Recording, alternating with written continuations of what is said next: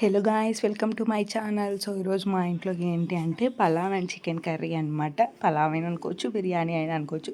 First ఏంటి అంటే మా అక్క ఇంకా కొబ్బరి కట్ చేసేసుకొని కొబ్బరి పొడి పట్టేసింది అనమాట. సో ఇంక తర్వాత ఆనియన్స్ అండ్ టమాటోస్ నేను అన్నీ కట్ చేసేసాను అనమాట.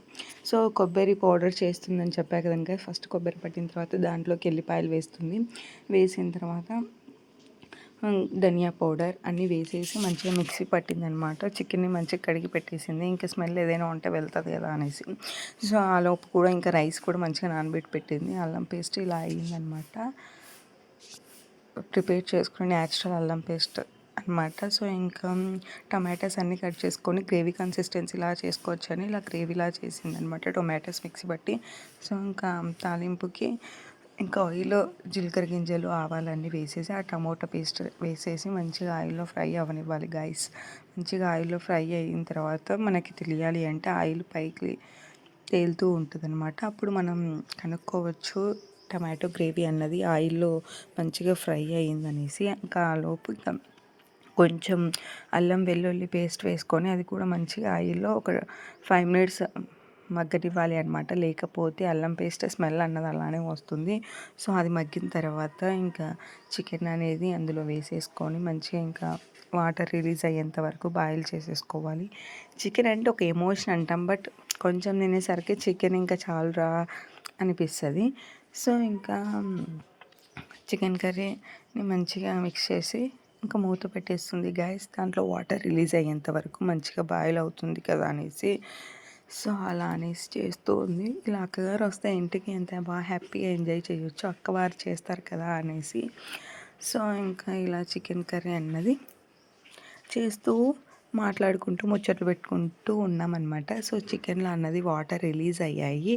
ఈ వాటర్ రిలీజ్ అయిన తర్వాత ఇంకా కొంచెం పసుపు, ఉప్పు 2 వేసుకొని ఇంకా కొద్దిసేపు మంచిగా సాఫ్ట్గా కుక్ అయ్యేలా బాయిల్ చేస్తుంది గైస్. తర్వాత వచ్చేసి ఇంకా పలావ్ కోసం కూడా రెడీ చేసుకుంటుందన్నమాట అన్నీ. కానీ అక్క వాళ్ళు ఇంటికి వచ్చారు అని అంటే ఒక ఎమోషన్ ప్లస్ మనకు మంచిగా కుక్ చేస్తారు అనేసి.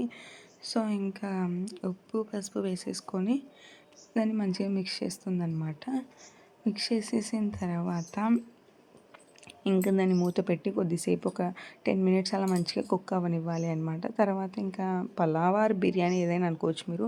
సో ఆయిల్ వేసేసుకొని ఇంకా కరివేపాకు, ఆవాలు, గింజలు అన్నీ వేసేసుకోయిందనమాట. ఆలోపు ఇది మంచిగా కుక్ అవుతుందంట చికెన్ కర్రీ. సో ఇంకా కట్ చేసుకున్న ఆనియన్స్ అండ్ పచ్చిమిర్చి 2 వేసేసుకొని మంచిగా ఆయిల్లో ఫ్రై అవ్వనివ్వాలి అనమాట. సో ఒక 2-3 మినిట్స్ మంచిగా ఆయిల్లో ఫ్రై అవ్వనిచ్చిన తర్వాత ఇంకా మనకు వేసుకోవాల్సిన బిర్యానీ దినుసులు ఏవైతే ఉన్నాయో అవన్నీ వేసుకోవాలి అనమాట. సో అప్పుడు పట్టిన టొమాటో పేస్ట్ ఉంటే అది కూడా కొంచెం వేసేసిందనమాట. ఎందుకంటే టొమాటో వేసుకుంటే చికెన్ అన్నది స్మెల్ రాదు గాయస్. సో మీరు కూడా ఇది ట్రై చేసి చెప్పండి. సో టొమాటో పేస్ట్ వేసేసుకొని అది కూడా ఆయిల్లో మంచిగా ఫ్రై అవ్వనిచ్చిందనమాట. సో టొమాటో పేస్ట్ అయిన తర్వాత కొంచెం అల్లం వెల్లుల్లి పేస్ట్ వేసేసుకొని కూడా ఆయిల్లో మంచిగా ఫ్రై అవ్వనిచ్చింది. సో ఇంకా పసుపు, ఉప్పు 2 వేసేసుకొని ఫ్రై అయిన తర్వాత చికెన్ని ఇంకా వేసేసి మంచిగా చికెన్ని కూడా కొద్దిసేపు 5 మినిట్స్ వాటర్ రిలీజ్ అయ్యేంత వరకు కుక్ చేసిందనమాట. సో చికెన్ మంచిగా ఇంకా చికెన్ కర్రీ కూడా మంచిగా కుక్ అయిందనమాట. మా అక్క చూడండి గరిటెతో తిప్పేస్తుంది కుక్ అయిందా లేదా అనేసి కనుక్కుంటుంది. సో పీసెస్ని కట్ చేసి. సో ఇంకా చికెన్ కర్రీ అన్నది రెడీ అయిపోయింది. బట్ సాఫ్ట్గా కుక్ అవ్వాలనేసి అలానే పెట్టారనమాట. సో చికెన్ ఇది కూడా వాటర్ రిలీజ్ అవుతూ మంచిగా కుక్ అవుతూ ఉందన్నమాట. సో నిదానంగా మగ్గుతుంది కదా అనేసి ఇంకా అలా కూర్చొని మొబైల్లో నా ఫొటోస్ అన్నీ చూస్తుంది గైస్ మా అక్క. సో ఇంకా ఇది మంచిగా సాఫ్ట్గా కుక్ అయ్యేలా ఇంకా టైం పడుతుంది కదా అనేసి. సో ఇంకా చికెన్ కూడా మంచిగా మెత్తగా సాఫ్ట్గా కుక్ అయ్యింది. చికెన్ కర్రీలో ఇంకా chilli powder and coriander leaves అన్నీ వేసేసుకొని మనం ఫస్ట్లో పట్టుకున్న అల్లం పేస్ట్, కొబ్బరి పేస్ట్ ఉంది కదండి గైస్, అది వేసేసుకొని ఒక 5 మినిట్స్ మంచిగా మగ్గనిస్తే చికెన్ కర్రీ అన్నది రెడీ అయిపోతుంది. సో చిల్లీ పౌడర్ మళ్ళీ ఇంకా బిర్యానీ కావాల్సిన దాంట్లో కూడా వేసేసి మంచిగా ఫ్రై చేయనిస్తుంది గైస్. ఒక 5 మినిట్స్ అలా ఫ్రై అయితే చాలా బాగుంటుంది కదా, స్మెల్ అన్నది ఏమీ రాదు, లేకపోతే పచ్చివాసన అలా వస్తూ ఉంటుంది.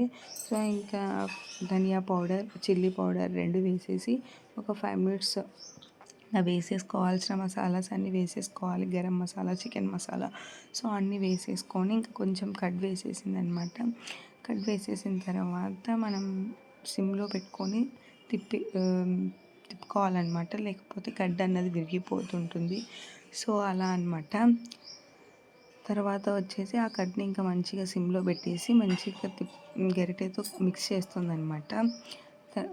కడ్ వేసేసిన తర్వాత ఇంకా 5 మినిట్స్ అలానే పెట్టేసి ఇంకా మనం ఎన్ని రైస్ వేసుకున్నామో అంతకి ఒక 1కి 1.5 గ్లాస్ లాగా వాటర్ వేసేసుకోవాలి అనమాట. ఆ వాటర్ ఇలా మరలుతూ ఉన్నప్పుడు మనం వీటిలో ఉప్పు వేసుకొని, సరిపోకపోతే టేస్ట్ చేసి ఉప్పు వేసుకోండి గ్యాస్, లేకపోతే ఉప్పు ఎక్కువ అయిపోతుందనమాట. సో ఇంకా నానబెట్టుకున్న బియ్యం ఏవైతే ఉన్నాయో అవన్నీ ఇందులో వేసేసుకోవాలి అనమాట. వేసేసుకున్న తర్వాత ఒకసారి మంచిగా మిక్స్ చేయాలన్నమాట. ఎలా పడితే అలా మిక్స్ చేస్తే బియ్యం అన్నది విరిగిపోతాయి అన్నమాట. సో మంచిగా కుక్ అయ్యిందనమాట.